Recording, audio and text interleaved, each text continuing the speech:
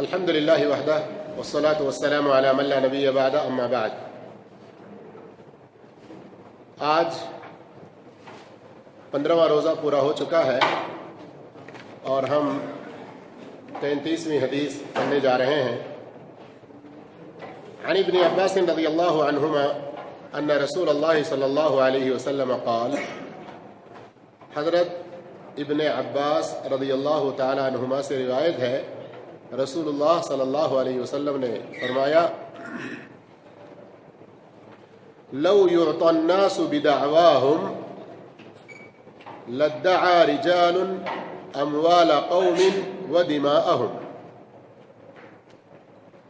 اگر لوگوں کو صرف ان کے دعویٰ کی بنیاد پر ہی دیا جانے لگے تو پھر کچھ لوگ دوسرے لوگوں کے مال اور ان کے خون کے دعوے دار بھی بنتے جائیں گے۔ وَلَكِنَّ الْبَيِّنَةَ عَلَى الْمُدَّعِي، جو دعویٰ کرتا ہے، مدعی جو ہوگا وہ دلیل پیش کرے گا۔ وَالْيَمِينُ عَلَى مَنْ أَنْكَرَ، اور جو اس دعوے کا انکاری ہو وہ قسم اٹھائے گا۔ یہ حدیث حسن ہے، بیہقی وغیرہ نے اس کو روایت کیا اور اس کا کچھ حصہ بخاری مسلم میں بھی ہے۔ ترجمہ تو آپ نے سن لیا کہ اگر لوگوں کو ان کے دعوے کے سبب دیا جانے لگے تو کچھ لوگ دوسرے لوگوں کے مال اور ان کے خون کا دعویٰ کرتے ہی رہیں گے۔ مطلب یہ ہے کہ کہیں بھی کوئی بھی آدمی صرف دعویٰ کر دے کہ مجھے اس سے اتنے پیسے آنے ہیں، میرے فلاں بھائی کو اس نے قتل کیا ہے، وہ مجھے اس کی دیت ادا کرے، اس آدمی کو میں گھر کرائے پہ دیا تھا، اب تک اس نے مجھے کرایہ نہیں دیا، فلاں نے میری چیز یہ لی ہے اب تک واپس نہیں کی، اب وہ چیز خراب بھی ہو چکی ہوگی، مجھے اس کی قیمت چاہیے۔ لوگ اس طرح دعویٰ کرتے رہیں اور صرف ان کے دعوے کو سن لیا جائے اور لوگوں سے کہا جائے کہ بھئی فلاں آپ کے خلاف دعویٰ کر رہا ہے، آپ اس کو اتنا دے دیجئے۔ تو اب ناحق بھی صرف مادے کی خاطر، پیسے کی خاطر، دنیا کی ہرس اور لالچ میں لوگ جھوٹے دعوے بھی کرنے لگ جائیں گے، تو بات ایسی نہیں بنے گی۔ آگے اللہ کے رسول صلی اللہ علیہ وسلم نے ایک قاعدہ، ایک نیم، ایک ضابطہ بتلا دیا۔ محدثین اور ائمہ اکرام بیان فرماتے ہیں کہ ہمارے اجتماعی امور میں، بالخصوص جھگڑے، اختلافات وغیرہ میں، یہ حدیث بہت ہی مرکزی اور بنیادی حدیث ہے، اس لیے کہ اس کے اندر ایک ایسا اصول اور ضابطہ بتایا گیا ہے کہ ہر کوئی جب چاہے جو چاہے دعویٰ نہیں کر سکتا۔ اللہ کے رسول صلی اللہ علیہ وسلم نے صاف فرما دیا، لیکن البینۃ علی المدعی، مدعی کو چاہیے کہ وہ جس چیز کا دعویٰ کر رہا ہے اپنے اس دعویٰ کو ثابت کرنے والی کوئی دلیل پیش کرے، دلیل وہ لے کر آئے۔ جب تک وہ دلیل پیش نہیں کرے گا اس کی بات صحیح مانی نہیں جائے گی۔ دلیل پیش کرنے کے بعد اگر مدعا علیہ وہ اس کو انکار کرے کہ میں اس کو اتنا دینا نہیں ہے، میں اس کا قاتل نہیں ہوں، مجھ پر اس کا کوئی قرض نہیں ہے، میں نے اس سے کچھ نہیں لیا ہے، جب دلیل پیش کرے گا، وہ ثبوت پیش کرے گا تو اس کی بات نہیں مانی جائے گی، اس لیے کہ دلیل مضبوط ہے۔ اب اگر اس کے پاس دلیل بھی نہیں ہے اور یہ انکاری بھی ہے تو اس سے کیا لیا جائے گا؟ قسم، حلف اٹھایا جائے گا کہ تم اللہ عز و جل کی قسم کھاؤ۔ یہ حدیث جیسے ابھی میں نے کہا کہ ہمارے زندگی میں خاص کر اختلافات میں، جھگڑے لڑائی میں، چاہے وہ آپسی لڑائی ہو، مال سے متعلق کوئی اختلاف ہو، جائیداد سے متعلق کوئی اختلاف ہو، ان سب میں ایک بنیادی حدیث ہے۔ یہاں بطور مثال مال اور خون ان دو چیزوں کا ذکر ہوا ہے، لیکن اس کے علاوہ کوئی بھی چیز اور ہو سکتی ہے، جائیداد پراپرٹی بھی ہو سکتی ہے، آپس میں میاں بیوی کے درمیان مہر وغیرہ کے مسائل بھی ہو سکتے ہیں، کوئی اور چیزیں بھی ہو سکتی ہیں۔ ایک طرف ایک انسان دعویٰ کر رہا ہے اور دوسری طرف ایک انسان انکار کر رہا ہے، تو ان دونوں کے درمیان میں فیصلہ کیسے کیا جائے گا وہ اصول یہاں بتایا گیا۔ پھر اس میں ایک جو جملہ یہ آیا کہ کچھ لوگ کچھ دوسرے لوگوں کے مال اور خون کے دعوے دار بنتے رہیں گے۔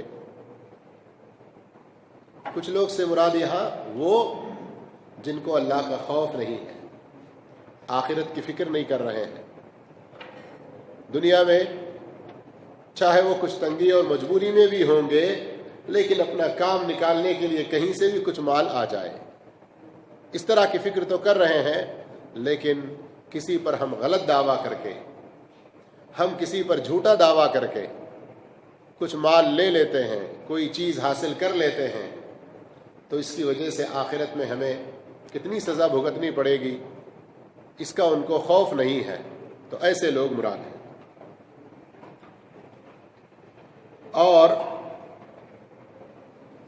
خون کے بارے میں چاہے وہ قتل وغیرہ کی بات ہو یا قتل تک کی نوبت نہ آئے، صرف لڑائی میں زخمی کرنے کی بھی جو باتیں ہو سکتی ہیں، اللہ محفوظ رکھے ہر ایک کو، ہاتھ پیر وغیرہ توڑنے کی،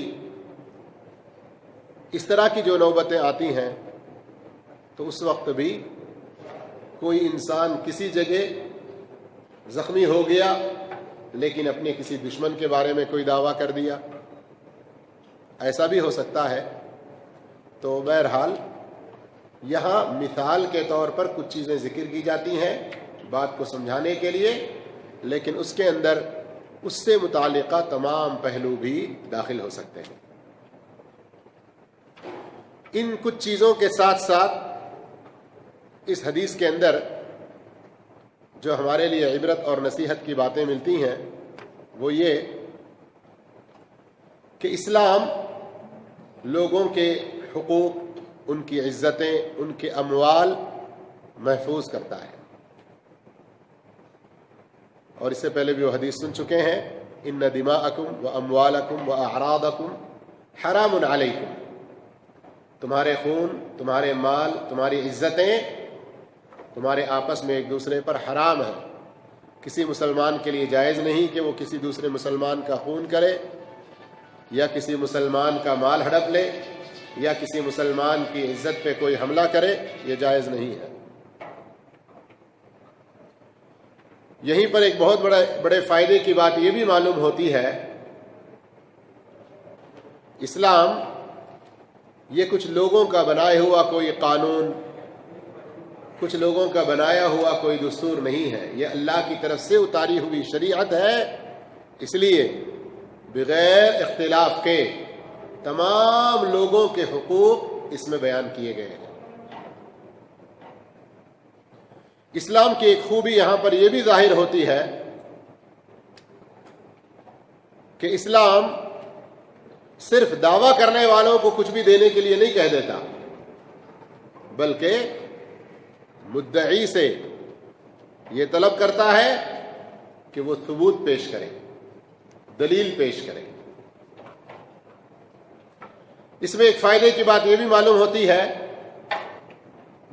دلیل کا مطلب کوئی ایک چیز ہی محدود نہیں ہے، وہ کوئی گواہ کی صورت میں بھی ہو سکتے ہیں، یا تحریری طور پر کوئی دستاویز کی صورت میں بھی ہو سکتا ہے، یا بعض دفعہ کچھ حالات وہ دلیل کی صورت میں بھی سامنے آ جا سکتے ہیں. جیسے صحیح بخاری میں ایک جو واقعہ حضرت داؤد اور سلیمان علیہ السلام کا ہے، اس سے اس مسئلے کو ذرا سا سمجھ سکتے ہیں. یہ قصہ آپ نے کئی بار سنا ہوگا. حضرت داؤد علیہ السلام کے پاس 2 عورتیں آئیں اور ان میں سے بڑی دعویٰ کر رہی تھی کہ چھوٹی اور میں، ہم 2 عورتیں باہر جنگل میں گئے اور وہاں اس کے بچے کو بھیڑیے نے کھا لیا، میرے بچے کو اس نے لیا ہے، اس کے پاس جو بچہ ہے وہ میرا ہے. داؤد علیہ السلام نے بھی اپنی سمجھ بوجھ کے اعتبار سے فیصلہ کر دیا تھا. اللہ رب العالمین نے سلیمان علیہ السلام کو اور زیادہ سمجھ عطا کی تو انہوں نے دیکھا، پھر ان کو بلایا، ان سے مسئلے کو سنا تو کہا ایسا کرتے ہیں کہ بچے کو 2 ٹکڑے کر کے دونوں کو آدھا آدھا دے دیں گے. 2 عورتوں میں سے کسی کے پاس کوئی دلیل نہیں ہے کہ یہ بچہ واقعتاً میرا ہی ہے. سلیمان علیہ السلام نے یہ بات کہی تو فوراً اس چھوٹی عورت نے کہا کہ نہ ایسے نہیں کرنا، بھلے وہ اس کے پاس ہی رہے، مجھے اعتراض نہیں ہے آپ کے فیصلے سے، لیکن اس کو ذبح نہیں کرنا، اس کے 2 ٹکڑے نہیں کرنا. تو سلیمان علیہ السلام نے اس بچے کا فیصلہ کس کی طرف کیا؟ چھوٹی کی طرف. کیوں؟ حالات وہاں یہ بتا رہے ہیں. اگر حقیقت میں بڑی کا بچہ ہوتا، اس لیے کہ اس کے بچے کو بھیڑیے نے کھا لیا، اب اس کی سوکن ہے یا سہیلی ہے، جو بھی ہے، بہرحال عورت مر جائے تو میرا جیسا بچہ گیا اس کا بھی چلا جائے گا. تو اس نے کوئی اپنا دفاع نہیں کیا. لیکن چھوٹی کے دل میں چونکہ اس کا بچہ تھا، بھئی میرے بچے کی یہ حالت نہ ہو، کم سے کم کسی اور کے پاس رہے گا تو زندہ تو رہے گا میرا بچہ. تو سلیمان علیہ السلام حالات سے سمجھ گئے کہ دلیل کس کے ساتھ ہے، سمجھ گئے کہ بچہ کس کا ہوگا اور اس کی طرف فیصلہ کر دیا. تو بعض دفعہ ایسے حالات بھی بتلا سکتے ہیں. شیخ ابن تیمیہ رحمۃ اللہ علیہ چونکہ طلباء کو پڑھا رہے ہوتے تھے تو بعض دفعہ کچھ چٹکلے کی طرح کی مثالیں بھی لایا کرتے تھے. اور شرح 40 نوویہ جو کتاب ہے حدیث کی، 1 سے زیادہ موقع پر شیخ رحمہ اللہ نے اس کی تشریح کی طلباء کے سامنے. تو ایک موقع پر کہتے ہیں کہ ایک آدمی، اس کے سر پہ پگڑی باندھی ہوئی ہے، امامہ ہے، اس کے ہاتھ میں بھی ایک امامہ ہے، دوڑتا ہوا جا رہا ہے. اس کے پیچھے ایک آدمی بھاگ رہا ہے، ارے بھائی میرا امامہ دے دو، میرا امامہ دے دو.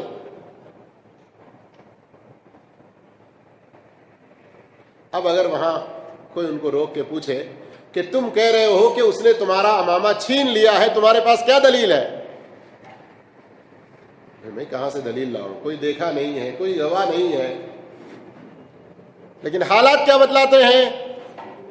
امامہ پہننے والے لوگ جہاں پر ہیں وہاں پر ایک آدمی کے پاس بیک وقت 2 امامہ، جبکہ وہ سر پہ باندھا بھی ہوا ہے اور ہاتھ میں لے کے بھاگ رہا ہے اور لوگ اسے دیکھ بھی رہے ہیں، تو کیا ضرورت ہے؟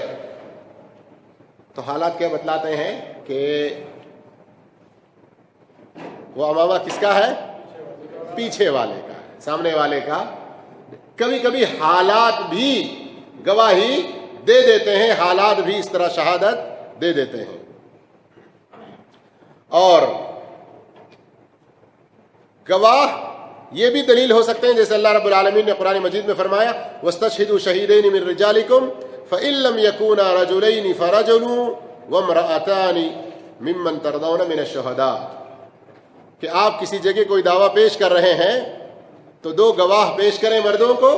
اگر مردوں میں سے 2 گواہ نہیں بنتے ہیں تو ایسی صورت میں ایک مرد کے مقابلے میں 2 عورتیں گواہ بن سکتے ہیں.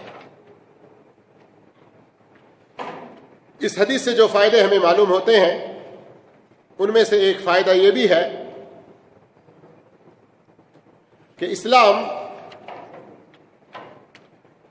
انسانوں کے خون، عزت، مال، ان سب چیزوں کی حفاظت کی جو ذمہ داری اٹھایا اور اس کے لیے جو اصول اور ضوابط متعین کیے ہیں، اس میں ایک طرف مدعی کو دلیل پیش کرنے کے لیے کہا ہے تو مدعا علیہ اس کے لیے یہ مجال ہے کہ اگر واقعتاً اس پر جھوٹا الزام لگا ہے تو ایسی صورت میں وہ قسم کے ذریعے اپنے اس جھوٹی تہمت کو وہ دور کر سکتا ہے. لیکن آج کل کے زمانے میں ہم دیکھتے ہیں قسم کے معاملے کو بہت سارے لوگوں نے بہت معمولی اور ہلکا سمجھ لیا ہے، بہت معمولی اور ہلکا سمجھ لیا ہے. جبکہ قرآن مجید میں اللہ رب العالمین اللہ کی نام کے بار بار قسم کھانے سے بھی منع کرتا ہے. وَاحْفَظُوا أَيْمَانَكُمْ کے حکم کے ذریعے، اور جھوٹی قسمیں کھانے سے بڑی شدت کے ساتھ منع کرتا ہے. اور ہمارے ماحول میں اللہ ہدایت عطا فرمائے، قسم اس قدر رائج ہے کہ بہت سی جگہوں پر بہت سے لوگ جھوٹی قسمیں کھانے کے ساتھ ساتھ غیر اللہ کی قسمیں کھانے میں بھی ذرا بھی نہیں جھجکتے، جبکہ جھوٹی قسم کھانا یہ کبیرہ گناہ ہے اور غیر اللہ کی قسم کھانا یہ شرک میں داخل ہے. غیر اللہ کی قسم کھانا شرک میں داخل ہے. بہت سے لوگ اپنے اولاد کی قسم کھاتے ہیں، بچوں کے سر پہ ہاتھ رکھ کے قسم کھاتے ہیں، بعض اپنے بزرگوں وغیرہ کی جن اولیاء سے انہیں محبت ہے ان کی قسم کھاتے ہیں. لیکن کچھ لوگوں میں ایک اور عجیب چیز دیکھنے میں آتی ہے. کوئی جھوٹی قسم اگر کھانا ہو تو اللہ کے نام کی بڑی آسانی سے کھا لیں گے، لیکن جن اولیاء سے ان کو محبت ہے ان اولیاء کے نام کی قسم کسی جھوٹے معاملے میں نہیں کھائیں گے. یعنی ان کو اللہ کا اتنا خوف نہیں ہے جتنا اپنے اولیاء سے خوف ہے، یا اپنے ان بزرگوں سے جن کے نام کی وہ قسم کھاتے ہیں. یہ تو عقیدے کے حوالے سے اگر سوچیں تو بہت خطرناک مسئلہ ہے، بہت خطرناک مسئلہ ہے. شیخ ابن عثیمین رحمۃ اللہ علیہ نے یوسف علیہ السلام کے لمبے واقعے میں سے ایک مختصر واقعے کو بھی حالات کیسے دلیل بنتے ہیں اس کو ذکر کرتے ہوئے فرماتے ہیں کہ جب عزیز مصر کی عورت نے دروازے بند کر کے یوسف علیہ السلام کو برائی کی طرف آواز دی تو یوسف علیہ السلام بھاگ نکلے نا، تو اس نے کیا کیا؟ دامن پکڑ کے کھینچا، آگے دروازے پر گئے، عزیز مصر آ پڑے تو فوراً اس کی بیوی نے نعوذ باللہ سارا الزام کس پر ڈالنے کی کوشش کی؟ یوسف علیہ السلام پر. تو ان کی ہی قوم والوں میں سے ایک نے کیا کہا؟ ان کان قمیصہ قد من قبل فصدقت وهو من الكاذبین. قمیص کا دامن اگر اگلی جانب سے سامنے کا حصہ پھٹا ہوا ہو، عورت سچی ہے دعوے میں اور وہ جھوٹے ہیں. وَإِنْ كَانَ قَمِيصُهُ قُدَّ مِن دُبُرٍ، اگر پچھلے حصے کا دامن پھٹا ہوا ہو تو پھر تو فَكَذَبَتْ، عورت جھوٹی ہے اپنے دعوے میں، وَهُوَ مِنَ الصَّادِقِينَ، اور یوسف علیہ السلام سچے لوگوں میں سے ہیں. فلما رأى قمیصہ، جب قمیص کو دیکھا گیا تو کیا پتا چلا؟ قد من دبر، پیچھے کی جانب سے ہی پھٹا ہوا تھا. قال انہ من کیدکن ان کیدکن عظیم، یہ تو تم عورتوں کی ہی سازش ہے.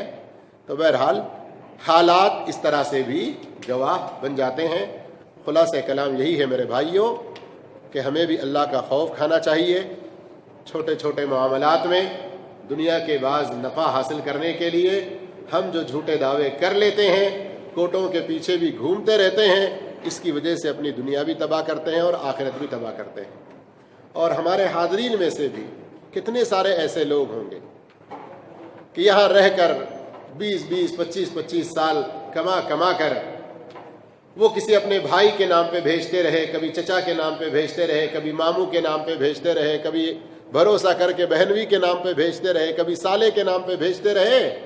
سوچے کہ اب جانے کے بعد یہ کریں گے، وہ بنائیں گے، یہ بنائیں گے. جانے تک وہاں پتہ چلا کہ وہ سب کچھ ہضم کر کے رکھے ہوئے ہیں. اس طرح کی کتنی ساری خبریں آتی ہیں. تو چاہیے کہ ہم دین کے بارے میں پڑھیں، اس طرح کے موضوعات کو پڑھیں، اور خاص طور پر حدیث کی کتابوں میں یہ جو اس سلسلے کے کتاب القضایا، کتاب الجنایات، یہ تو زندگی میں پہلی بار شاید سن رہے ہوں گے یہ نام، کتاب الدیات، حدیث کی کتابوں کے اندر چیپٹرز ہیں. یہ ہمارے لین دین کے معاملات میں، زمین جائیداد وغیرہ ان مسائل میں جو ہم زیادتیاں کر لیتے ہیں تو اس کی وجہ سے جو نقصانات ہیں اس سلسلے کی ساری حدیثیں ان چیپٹروں میں جمع ہوتی ہیں. پڑھیں ذرا. ہمارے پاس تو آج کل جب سے یہ اسمارٹ فونز آ گئے ہیں، فیس بک، واٹس ایپ اور یوٹیوب والوں نے تو ہمیں گویا کہ اپنے قید میں ڈال لیا ہے. کتنے بھائیوں کو میں پوچھتا رہتا ہوں کہ یوٹیوب استعمال کرتے ہیں؟ کہتے ہیں کہ ہاں کرتے ہیں. جب پوچھیں کہ کیا کس چیز میں کرتے ہو، سر نیچے ہو جاتا ہے، مسکراتے ہیں، دائیں بائیں گردن موڑنے لگتے ہیں. اللہ. چلے آپ یوٹیوب استعمال کریں، لیکن بھلائی کی چیز بھی وہاں موجود ہے، تلاش کریں. کتنے بھائیوں کو پوچھا فیس بک میں اکاؤنٹ ہے؟ کہاں ہے؟ تو ذرا چیک کر سکتا ہوں تاکہ آپ کو میں فیس بک کے کچھ ایسے اکاؤنٹ دوں جہاں آپ کو اچھی چیزیں آتی رہیں. نہیں آپ بتا دیجئے، ان سے بعد میں ہم دیکھ لیں گے. یعنی کوئی ایسی چیز ہے جس کے بارے میں ہم جیسے گنہگار انسان کا دیکھنا پسند نہیں کر رہے ہیں. لا تجعل اللہ اہون الناظرین الیک. کسی نے کیا خوب کہا کہ دیکھنے والوں میں کوئی مولوی دیکھ رہا ہے، باپ دیکھ رہا ہے، ٹیچر دیکھ رہا ہے، ان لوگوں کے دیکھنے سے تو تمہیں ڈر لگتا ہے، لیکن اللہ بھی دیکھنے والا ہے، اس کا کوئی احساس نہیں. میرے بھائیوں، بالشت بھر زمین کسی کی ناجائز قبضہ کریں گے، 7 زمین کا طوق اسے پہنایا جائے گا. اللہ کے نبی صلی اللہ علیہ وسلم ایک موقع پہ فرماتے ہیں، تم جھگڑنے والے لوگ میرے پاس آتے ہو، اب تم میں سے کوئی آدمی الحن بحجتہ، بڑا چرب زبان ہوتا ہے، باتوں کے ذریعے فیصلہ اپنی طرف کروا لینے کے انداز میں بات کرتا ہے، اور میں تم لوگوں کی باتوں کو سن کر ہی فیصلہ دیتا ہوں، غیب کا تو علم مجھے نہیں ہے. اگر میں کسی کے حق میں اس کی چرب زبانی کی وجہ سے فیصلہ دے رہا ہوں، لیکن وہ جانتا ہے کہ حق اس کا نہیں ہے، اس کے بھائی کا ہے، تو سمجھ لے میں اس کے ہاتھ میں جہنم کا ٹکڑا دے رہا ہوں. نبی کہہ رہے ہیں، نبی.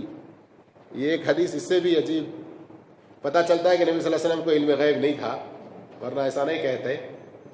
اس لیے کہ آپ صلی اللہ علیہ وسلم صاف فرما رہے ہیں، تمہاری بات سن کر میں تمہارے حق میں فیصلہ جو دے رہا ہوں، اور تم کو پتا ہے کہ وہ حق کس کا ہے؟ تمہارے بھائی کا ہے، تو سمجھو کہ میں تمہارے ہاتھ میں جہنم کا ٹکڑا دے رہا ہوں. تو کسی کا ناحق لے لینا، دعویٰ کر کے، جھوٹے گواہیاں، اور ہمارے پاس تو جھوٹے دعوے کر کے وکیلوں کو لگا کے کیس لڑنا، یہ تو ایک عام سی چیز بن گئی ہے. بلکہ کتنے سارے ایسے کہ چھوٹے چھوٹے ذاتی مسئلوں میں گردنیں اڑانے کی بات آتی ہے، قتل کی بات آتی ہے، ارے یار قتل مار دو اسے، مار دو اسے، پھر بعد میں کانسٹیبل بھی ہمارا ہے، انسپیکٹر بھی ہمارا ہے، سی آئی بھی ہمارا ہے. اس طرح کے معاملات ہیں یا نہیں ہیں؟ تو گویا کہ دنیا ہی کو سب کچھ سمجھ بیٹھے ہیں. اللہ جو فیصلے کرنے والا ہے، جو دیکھ رہا ہے، جس زمین پر رہ کر ہم یہ کام کر رہے ہیں، یہ سب کچھ گواہ بنیں گے. ان سب چیزوں کا ہمیں کوئی ڈر نہیں. اس لیے ہم اللہ رب العالمین کا خوف کھائیں اور جھگڑے، لڑائی، فسادات، ان سب چیزوں سے دور رہیں. اگر اپنی طرف سے کسی کو تھوڑی سی بھی تکلیف پہنچ رہی ہے تو ہم برداشت کرنے کی کوشش کریں، لیکن اپنے ایک بھائی کو تکلیف نہ پہنچے، اس کا ہم لحاظ رکھیں. اللہ مجھے آپ کو سب کو نیک توفیق عطا فرمائے. والسلام علیکم ورحمۃ اللہ وبرکاتہ.